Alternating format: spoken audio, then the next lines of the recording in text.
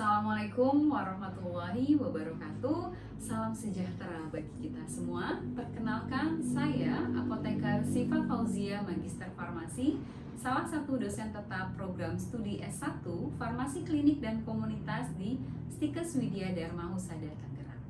Pada kesempatan ini, izinkan saya menyajikan video unsur pengajaran pernyataan diri dosen untuk unjuk kerja Tridharma Perguruan Tinggi sebagai syarat mengikuti kegiatan pengajuan sertifikasi dosen pada tahun 2025.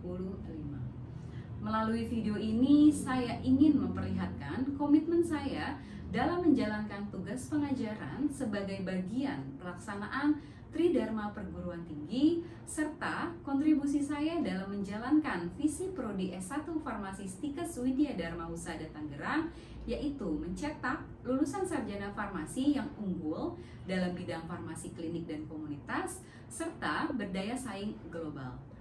Saya akan menyampaikan penjelasan tentang salah satu materi kuliah yang saya ampu, yaitu mata kuliah Farmakoterapi Gangguan Syaraf dan Jiwa, di mana mata kuliah ini merupakan mata kuliah wajib bagi mahasiswa Prodi S1 Farmasi pada semester tingkat 4.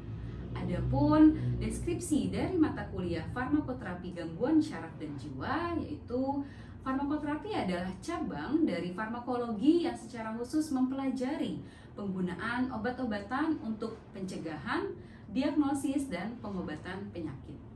Dalam farmakoterapi, pengetahuan farmakologi diaplikasikan untuk memilih obat yang tepat, menentukan dosis yang aman dan efektif, serta mengelola efek samping untuk mencapai hasil terapi yang optimal bagi pasien. Adapun deskripsi mata kuliah farmakoterapi ini berisi pokok-pokok bahasan farmakoterapi gangguan syaraf dan kejiwaan, yang dimana subbahasannya adalah stroke, pain management, migrain, Parkinson, epilepsi, Alzheimer, neuralgia trigeminal, dan juga multiple sclerosis. Dan ada juga obsesif kompulsif, ansietas, bipolar, dan schizophrenia. Untuk mendukung teori pada subbahasan, pada setiap subbahasan akan ditambahkan contoh kasus serta pembahasannya agar mahasiswa bisa mengaplikasikan pelayanan farmasi klinik berdasarkan gejala klinis pasien. Dan cakupan materi farmakoterapi gangguan syaraf dan jiwa mencakup dua bagian, yaitu gangguan syaraf yang terdiri dari stroke, pain management, migrain, Parkinson, epilepsi, Alzheimer, neuralgia, dan juga multiple sclerosis. Dan adapun gangguan jiwa terdiri dari obsesif kompulsif, kemudian ansietas, bipolar, dan schizophrenia. Untuk mendukung teori pada subbahasan, pada setiap subbahasan akan ditambahkan contoh kasus serta pembahasannya agar mahasiswa bisa mengaplikasikan pelayanan farmasi klinis berdasarkan gejala klinis pasien. Kemudian ada capaian pembelajaran lulusan atau biasa kita sebut CPL dari mata kuliah farmakoterapi gangguan syaraf dan jiwa, yaitu ada dari beberapa aspek. Aspek yang pertama yaitu aspek sikap, di mana mahasiswa mampu menunjukkan sikap bertanggung jawab dan atas pekerjaan di bidang keahliannya secara mandiri. Kemudian aspek keterampilan umum, yaitu mampu menunjukkan kinerja mandiri, bermutu, dan juga terukur, serta mampu mengkaji implikasi pengembangan atau implementasi ilmu pengetahuan teknologi yang memperhatikan dan menerapkan nilai humaniora sesuai dengan keahliannya berdasarkan kaidah, tata cara, dan etika ilmiah dalam rangka menghasilkan solusi, gagasan, desain, ataupun kritik. Dan juga ada dari aspek keterampilan umum, yaitu mampu mengambil keputusan secara tepat dalam konteks penyelesaian masalah di bidang keahliannya berdasarkan hasil analisis informasi dan data. Kemudian dari aspek pengetahuan, yaitu menguasai teori, metode, konsep, dan aplikasi ilmu farmasi klinik. Dan juga ada aspek dari keterampilan khusus, yaitu ada dua poin. Yang pertama, mampu mengevaluasi diri dan mengelola pembelajaran diri sendiri dalam upaya meningkatkan kemampuan praktik kefarmasian. Dan yang kedua, mampu mengaplikasikan konsep teoritis mengenai ilmu kefarmasian klinik. Dan ada juga untuk capaian pembelajaran mata kuliah yang biasa kita sebut CPMK dari mata kuliah farmakoterapi gangguan syaraf dan jiwa, yaitu CPMK-nya menjelaskan prinsip farmakoterapi sebagai dasar pemilihan terapi dan evaluasi penggunaan obat pada pelayanan kefarmasian, di mana sub CPMK tersebut yaitu tercakup pengertian penyakit, patofisiologi dari penyakit, faktor risiko dari penyakit, hasil pemeriksaan dan pilihan terapi yang bisa digunakan untuk mengatasi penyakit tersebut. Kemudian adapun untuk materi tadi sudah saya sampaikan. Selanjutnya kegiatan pembelajaran. Untuk kegiatan pembelajaran ada beberapa metode yang saya gunakan, yaitu kegiatan pembelajaran dilaksanakan dengan mengedepankan pendekatan student-centered learning atau pembelajaran berpusat pada mahasiswa. Para mahasiswa didorong dan difasilitasi untuk aktif mencari dan memperoleh kemampuan yang diharapkan, baik pengetahuan, keterampilan, maupun sikap. Jadi ada 3 kegiatan metode utama yang akan dilaksanakan dalam perkuliahan, yaitu small group discussion, problem based learning, dan juga ada student centered learning yang tadi sudah dijelaskan. Kemudian ada juga evaluasi. Perlunya evaluasi, memang evaluasi pembelajaran mata kuliah farmakoterapi gangguan syaraf dan jiwa, yaitu diperoleh atau dilakukan dengan beberapa cara, diantaranya adanya kuis interaktif, penilaian produk dari penilaian makalah, kemudian laporan hasil studi kasus, kemudian ada penilaian kinerja, yaitu penilaian presentasi mahasiswa dalam diskusi kelas ataupun partisipasi mahasiswa dalam perkuliahan. Selain itu ada juga penilaian sikap, ya. Jadi penilaian sikap dan perilaku mahasiswa selama mengikuti kuliah ketaatan dalam peraturan. Dan juga ada evaluasi dari segi diskusi kelompok, dan ada juga evaluasi dari hasil tes tulis saat ujian tengah semester dan ujian akhir semester. Penilaian yang saya berikan didasarkan pada rubrik atau komponen proporsi penilaian di mata kuliah farmakoterapi gangguan saraf jiwa yang sebelumnya sudah disosialisasikan kepada mahasiswa di pertemuan pertama. Adapun pembobotan hasil evaluasi pembelajaran terdiri dari kehadiran 10%, sikap atau keaktifan 10%, tugas mandiri atau kelompok 20%, UTS 30%, dan UAS 30%. Sehingga total pembobotan mata kuliah farmakoterapi gangguan saraf dan jiwa yaitu sebesar 100%. Dan referensi pembelajaran yang saya gunakan dalam mata kuliah farmakoterapi gangguan saraf dan jiwa ini beragam. Di antaranya ada beberapa e-book, dari e-book farmakoterapi patofisiologi, kemudian ada e-book interpretasi data klinis yang dikeluarkan oleh Kementerian Kesehatan Republik Indonesia, kemudian ada e-book Apply Therapeutic the Clinic Use of Drugs, dan juga ada beberapa buku panduan yang saya gunakan untuk dalam perkuliahan mata kuliah farmakoterapi gangguan saraf dan jiwa, yaitu buku panduan praktik klinis neurologi dari Perhimpunan Dokter Spesialis Saraf Indonesia, dan juga ada pedoman nasional pelayanan kedokteran jiwa atau psikiatri dari Perhimpunan Dokter Spesialis Kedokteran Jiwa Indonesia, dan juga yang berhubungan dengan obat-obatan yaitu menggunakan pedoman Pharmaceutical Care and Europe Association. Dan juga untuk referensi ada beberapa artikel yang memang berhubungan dengan materi untuk memperkaya pengetahuan mahasiswa tentang farmakoterapi gangguan saraf dan jiwa.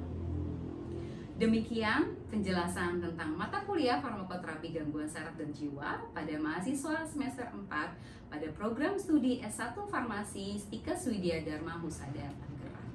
Berikut saya lampirkan video pengajaran saya. Semoga bermanfaat. Wassalamualaikum warahmatullahi wabarakatuh.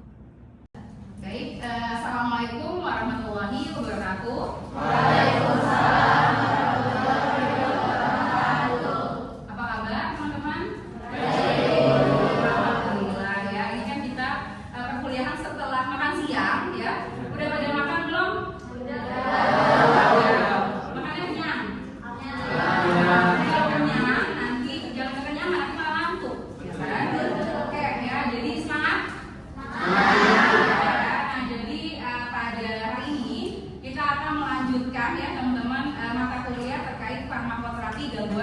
dan jiwa ya. Nah, namun sebelum kita memulai terkait materi hari ini, saya mau izin absen terlebih dahulu ya teman-teman. Jadi Ahista Khairunisa, kemudian Asya Artamedia, kemudian Fitria Ayu Sofiana, Nur Andini, Putri Khairunisa, Reskina Hayati, kemudian Sabrina Maya Aziza, Tengku Rafiola Saputra, dan Vicky Ramdhani. Baik ya, jadi semuanya hadir ya. Jadi alhamdulillah ya, sehat-sehat semua ya. Nah, jadi hari ini tadi yang saya bilang kita akan melanjutkan terkait materi farmakoterapi gangguan syaraf dan jiwa. Nah, namun ya sebelum kita lanjut ke materi hari ini, saya ingin mereview kembali ya terkait pembahasan kita yang sebelumnya ya. Jadi terkait farmakoterapi gangguan syaraf dan jiwa ya. Nah, jadi dari kalian siapa sih yang masih ingat ya? Siapa yang nomor berapa? Terkait kemarin tuh saat kita membahas apa sih terkait farmakoterapi gangguan syaraf dan jiwa gitu ya, misalnya penyakit apa yang nantinya akan kita bahas selama 1 semester ini. Ada yang mau berpendapat? Ya silakan ya.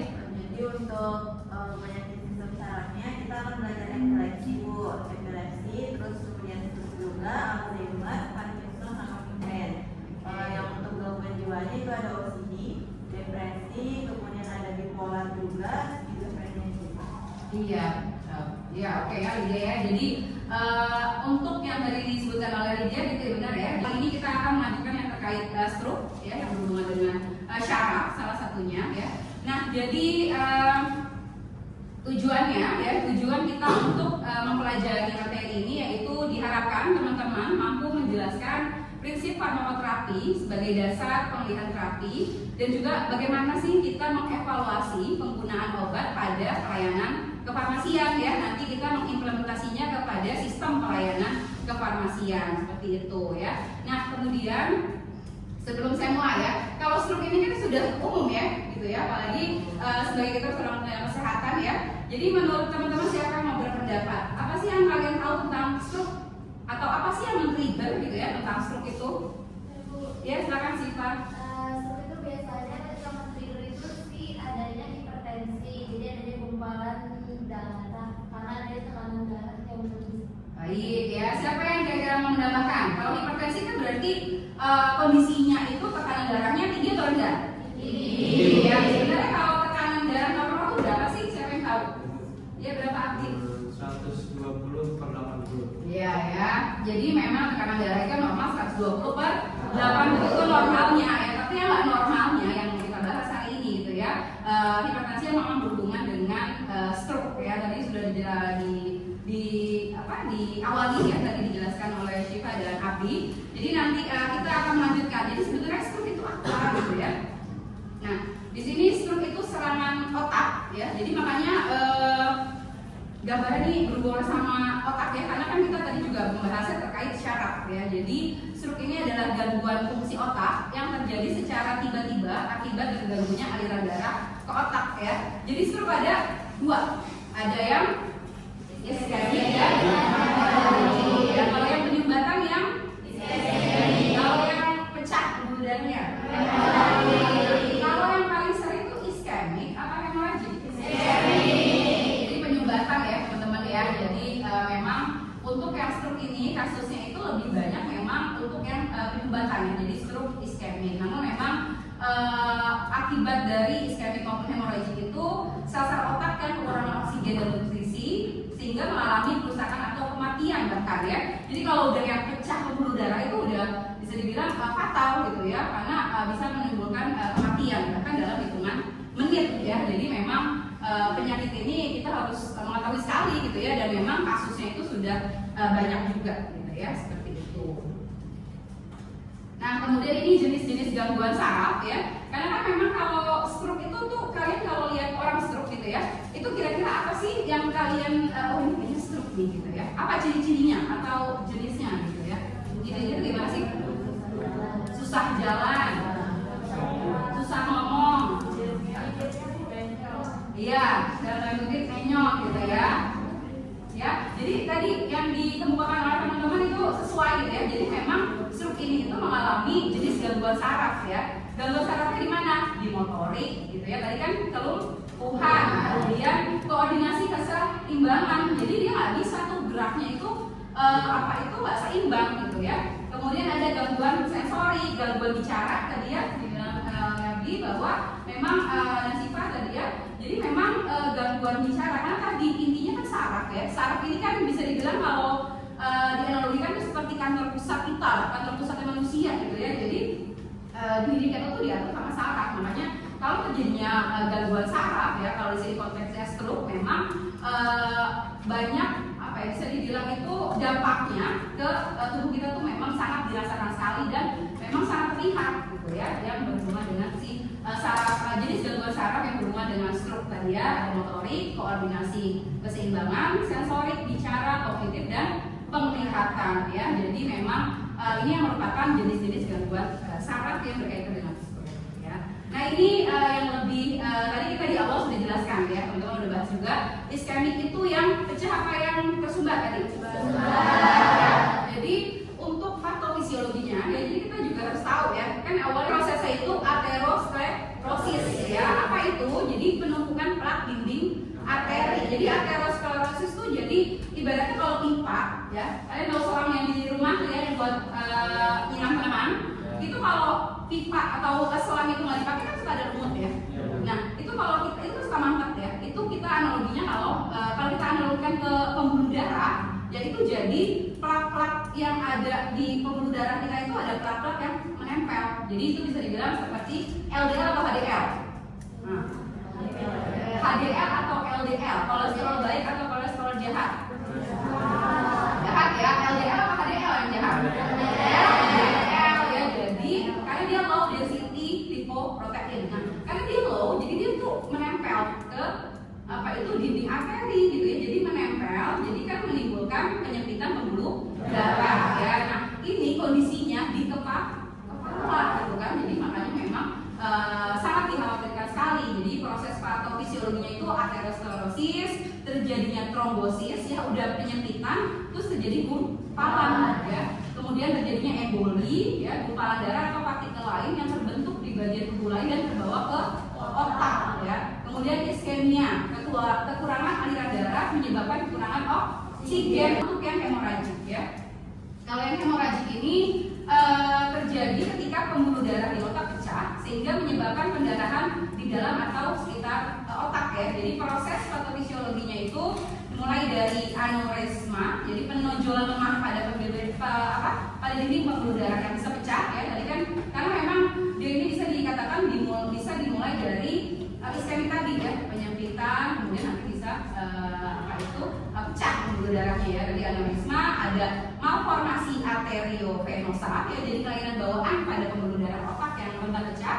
Kemudian hipertensi ya. Nah tadi yang sudah kita jelaskan di awal juga ya, teman-teman bahas ya, kita diskusikan. Jadi tekanan darah tinggi ini yang tidak terkontrol ya, jadi melemahkan dinding pembuluh darah. Kemudian ada pendarahan intracerebral dan pendarahan subarachnoid ya. Jadi tersebut yang merupakan patofisiologi dari iskemik dan hemoragik ya. Kemudian, nah ini, sekarang kita bahas faktor resiko. Faktor tidak dapat diubah seperti usia, jenis kelamin, riwayat keluarga, sama ras. Itu kan sudah menjadi bawaan ya, udah menjadi ibaratnya takdir gitu ya. Apalagi itu kan udah by genetik ya, jadi udah memang nggak bisa diubah gitu ya. Nah kemudian apa nih yang bisa faktor yang dapat diubah ya? Hipertensi tadi ya, dibilang sama Viola. Kemudian penyakit jantung, diabetes, kolesterol, merokok, pemeriksaan ya. Jadi seperti apa sih pemeriksaan untuk stroke ini gitu ya? Jadi pemeriksaan yang pertama itu pemeriksaan fisik dan neurologis ya. Pemeriksaan neurologis tuh neuro itu apa sih? Saraf ya. Jadi dokter akan memeriksa fungsi saraf, termasuk kekuatan otot, refleks, koordinasi, sensasi, penglihatan dan bicara ya. Jadi bagaimana seorang tenaga kesehatan atau dokter itu ya melihat ya tingkat keparahan. Jadi ada namanya skala NIHSS ya, National Institute of Health Stroke Scale. Jadi biasanya dokter itu akan menggunakan skala tersebut gitu ya. Jadi dari skala skor 0 sampai dengan skor 21 sampai 42 ya, dimana skor 0 itu tidak ada stroke dan skor 21 sampai 42 itu stroke-nya berat ya. Jadi skor-skor ini yang nantinya tentunya akan berdampak bagaimana seorang tenaga kesehatan atau dokter gitu ya diawali untuk mendiagnosis, kemudian memberikan resep ya, meresepkan obat-obatan gitu ya sesuai dengan tingkat atau grade dari si stroke pasien tersebut gitu ya. Nah kemudian untuk yang pemeriksaan fisik umum seperti biasa tekanan darah, denyut jantung dan tanda vital lainnya gitu ya untuk yang pemeriksaan. Kemudian nah karena ini kan stroke ya tadi ke otak, nah tentunya otaknya juga harus diperiksa juga gitu ya. Melewati apa? Ada CT scan ya. Jadi kalau CT scan ini pemeriksaan ini cepat dan sering digunakan untuk mendeteksi pendarahan otak ya cepat. Kemudian yang kedua ada MRI ya. Jadi ini lebih sensitif daripada CT scan dalam mendeteksi stroke iskemik terutama pada tahap awal ya. Nah ini sedikit intermezzo ya. Mitos atau fakta. Nah ya kira-kira ya kalau stroke hanya terjadi pada orang tua itu mitos apa fakta? Emang faktanya apa?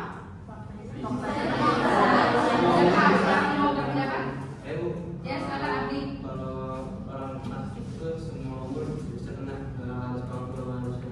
Ya, jadi tidak mengenal usia ya, gitu ya. Jadi memang ini merupakan suatu mitos ya. Jadi memang stroke itu bisa mengenal semua usia ya. Tadi kan ada faktor resiko ya, ada faktor resiko yang tidak dapat diubah dan dapat diubah gitu ya. Nah kemudian mitos hanya orang yang memiliki riwayat keluarga yang berisiko terkena stroke. Emang faktanya apa? Siapa yang mendapat?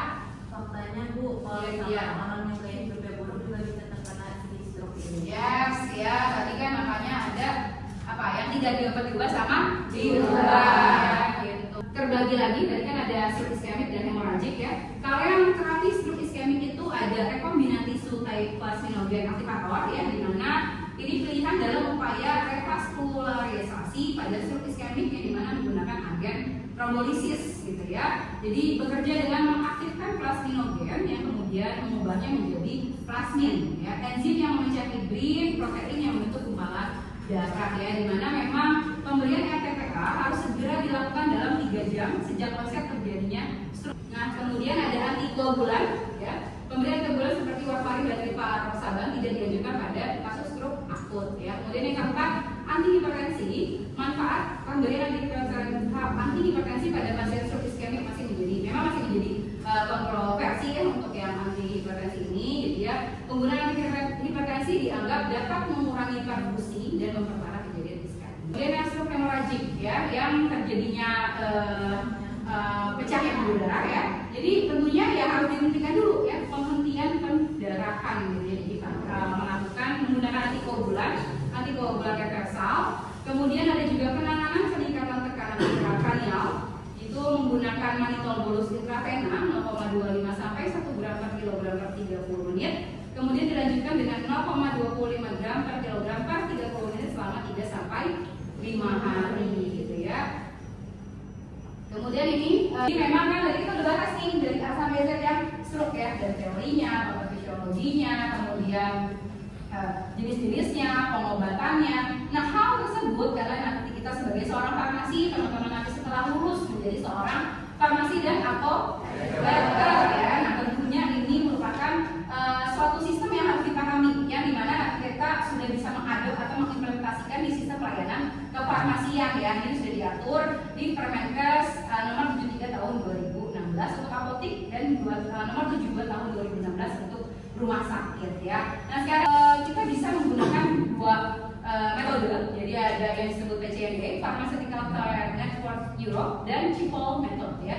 Jadi ini merupakan tenaga kerja yang mendukung sebagai seorang farmasis ya, teman-teman nanti calon apoteker dalam memberikan pelayanan farmasian yang berkualitas tinggi, orientasi pada pasien dan berbasis bukti ya, gitu ya. Nah ini ada contoh kasus ya kita bahas bersama. Jadi ada nama pasien Tuan S, usia 65 tahun, jadi kelamin laki-laki. Diagnosis utama itu stroke iskemik ya. Onset 3 jam yang lalu ya, stroke iskemiknya ternyata terjadinya 3 jam yang lalu ya. Kemudian dia riwayat penyakitnya apa? Ada hipertensi, MMM tipe 2, dislipidemia, terus juga dia merokok ya, beberapa faktor resikonya yang semuanya diborong gitu ya, riwayat penyakitnya gitu ya. Nah kemudian alergi obat tidak ada ya. Saat ini pengobatannya itu mendapatkan RTPA, amlodipin, metformin, aspirin, simvastatin dan omeprazol ya dengan dosis ya amlodipin 5 mg 1 kali sehari, kemudian metformin ini dibandingkan sementara, kemudian aspirin 80 mg 1 kali sehari, simvastatin 10 mg 1 kali di malam hari, kemudian omeprazol 2 mg 1 kali sehari ya. Ini omeprazol untuk yang apa itu prophylaxis lupus ya, dengan menggunakan metode PCNE tadi gitu ya. Jadi langkah pertama melakukan apa? Pengkajian resep dan penelusuran riwayat penggunaan obat. Kemudian langkah keduanya identifikasi ya,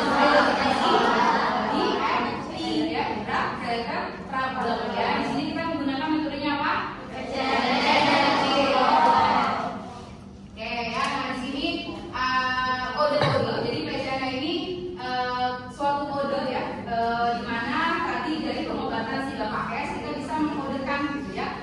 Dari kategorinya, kemudian ada deskripsi DRT-nya, kemudian rasionalisasinya ya. Jadi mulai dari kode P1.1 itu domain atau kategorinya itu efektivitas terapi tidak optimal ya, kemudian P2.1 potensi efek obat merugikan, C1.6 tidak ada obat walaupun ada indikasi ya. Di sini ada deskripsinya. Kalau yang P1.1 efektivitas terapi tidak optimal, berarti deskripsinya kontrol gula darahnya tidak adekuat ya. Jadi rasionalisasinya apa? Metformin dihentikan ya. Jadi tersebut ya teman-teman hal yang bisa kita bahas bersama terkait stroke gitu ya. Jadi ada stroke apalagi kalau kita bisa overview, stroke ischemic, stroke hemorrhagic. Lihat teman-teman lebih memperdalam lagi gitu ya. Jadi di sini saya akan memberikan kasus ya. Di sini teman-teman membahas ya. Jadi nanti tugas teman-teman sekalian kelompok 1, 2, 3, 4 di mana masing-masing kelompok itu membahas kasus yang sudah saya berikan ya. Di sini ada kasus 1 sampai dengan kasus 4 ya. Nah ini nanti teman-teman bisa melakukan kerja kelompok ya. Jadi membahas ya, mulai tadi dengan metode PCNE tadi ya, supaya nanti lebih memperdalam lagi ya seperti apa sih metode tersebut, dan teman-teman juga jadi terbiasa untuk menerapkan metode PCNE tadi, di mana memang untuk mengetahui drug related problem ya, jadi permasalahan obat yang mungkin terjadi. Dikumpul di minggu depan H-1 sebelum kita mulai ke perkuliahan seperti itu. Semua lebih memperdalaminya